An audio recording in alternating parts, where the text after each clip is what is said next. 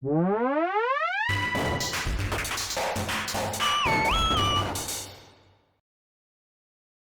guys, for today's video ang nangyari ay nagkaroon tayo ng biglaang lakad, as in lakad, literal na lakad.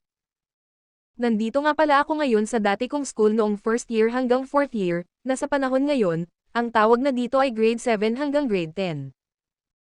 Medyo mahaba pa naman ang pagsasalita ng mga iginagalang nating mga guro, kaya't bibili lamang sana ako ng maiinom, nang biglang naisipan kong kuhanan ng video ang aking munting paglalakad, dahil namangha ako sa nakita kong kagandahan ng dati kong eskwelahan. Habang nakikinig pa rin ako sa mga guro ko sa entablado, ay itinuloy ko pa rin ang paglalakad ko, at patuloy na nagagandahan ako sa mga nakikita ko. Mainit ngunit hindi ko ramdam ang init ng araw sa paglalakad ko.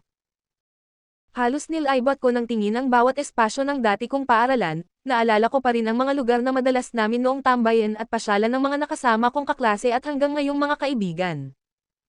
Totoo nga niyan, ang mga dati kong kaklase ay siya namang mga pumalit na guro, at sila ang kasalukuyang tagapagturo ngayon sa mga kabataan. Napakasayang tingnan para sa akin, na makita sila sa mga uniforme nilang bagay na bagay sa propesyon na kinuha nila, kagalang-galang at napakaganda nilang tingnan.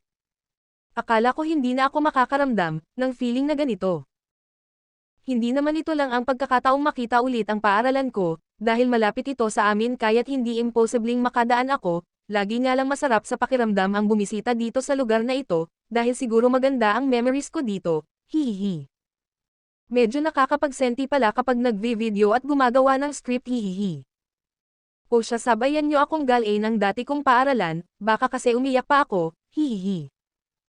Congratulations sa lahat ng may mga karangalang estudyante sa buong Pilipinas, kayo ang pag-asa ng bayad, o kahit sinong estudyante hindi lang may mga karangalan kundi lahat kayo. Congratulations ulit.